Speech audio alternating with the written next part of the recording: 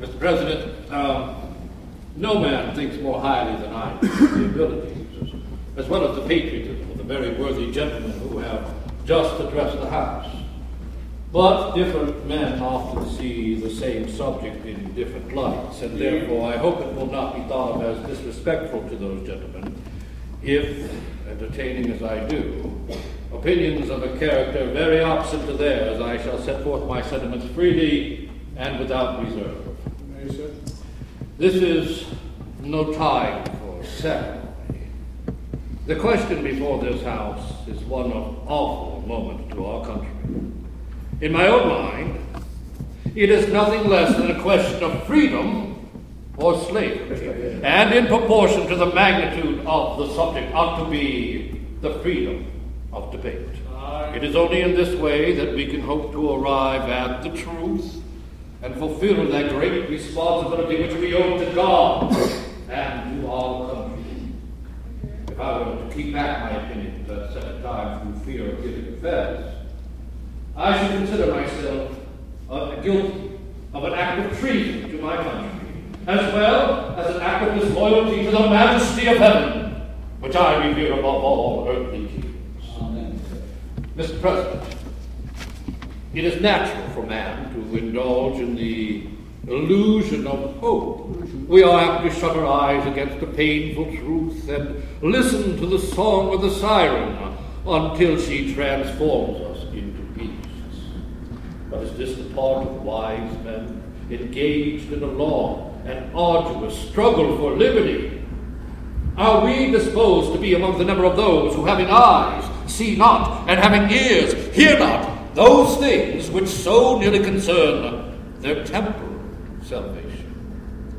For my own part, no matter what anguish of the spirit it might cost me, I prefer to know the whole truth, to know the worst, and to provide for it. I have but one lamp by which my feet is right, and that is the lamp of experience.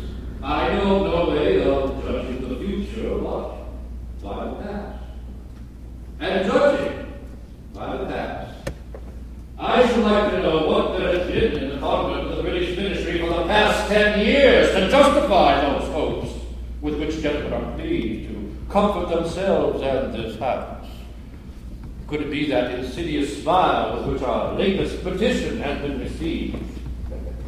Trust it not, sir. It will prove a snare unto your feet. Suffer not yourselves to be betrayed with a fatal kiss. Ask yourselves, gentlemen, how comports this gracious reception of our petition with these warlike preparations which covered our waters and darkened our lands? Are fleets and armies necessary to a work of love and reconciliation? Have we shown ourselves so unwilling to compromise that force must now be used to win back our love? Let us not deceive ourselves, sir. These are the implements of war and subjugation, the last argument to which kings resort. And what have we to oppose? Shall we try argument? Sir, we have been trying that for the past 10 years. Have we anything new to offer up on the subject? Nothing. We have held the subject up to every light of which it is capable, and it has been all in vain. Shall we resort to entreaty and humble supplication?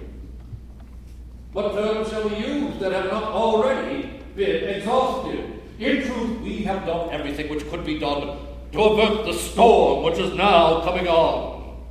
We have petitioned, we have remonstrated, we have supplicated, we have prostrated ourselves before the foot of the throne and implored its interposition to arrest the tyrannical hands of the ministry and of Parliament. Our petitions have been slighted. Our remonstrances have produced additional violence and insult. Our supplications have been disregarded, and we have been served with contempt from the foot of the throne.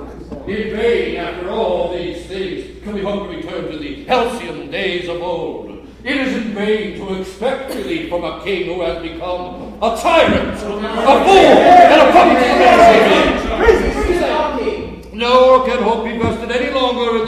people. There are no Englishmen, no Britons, no Scots, only a set of wretches, sunk in luxury, cowards who have lost their natural courage and who cannot look the brave Americans in the face. There is no longer any grounds for hope.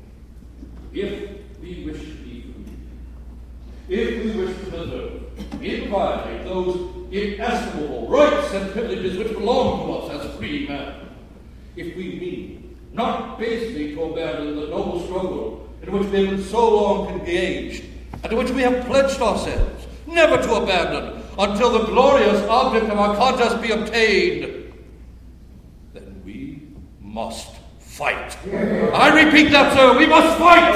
An appeal to arms and to the God of hosts is all that is left. Arms?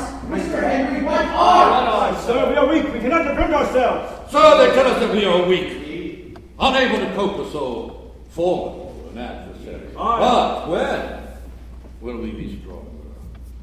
Will it be next week? Or the next year? Will it be when we are totally disarmed and a British Guard stationed in every house? Shall we gather strength by irresolution and inaction?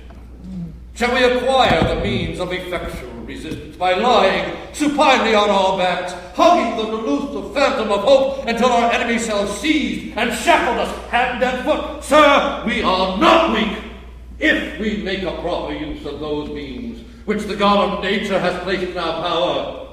3 millions of people armed in the holy cause of liberty, and in such a country as that which we possess, are invincible by any force our enemy can send against us. Besides, we shall not fight our battles alone. There is a just God who oversees the histories of nations, who will raise up friends to fight our battles for us. The battle, sir, is not to the strong alone. It is to the vigilant. It is to the active. It is to the brave. Besides, sir, we have no election if we were base enough to desire it. It is now too late to retire from the contest. There is no retreat save in submission and slavery. Our chains are forged. Their clanking may be heard upon the plains of Boston.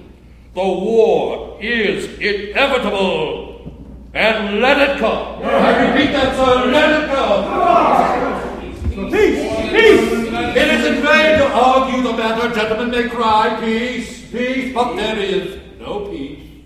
The war is actually begun.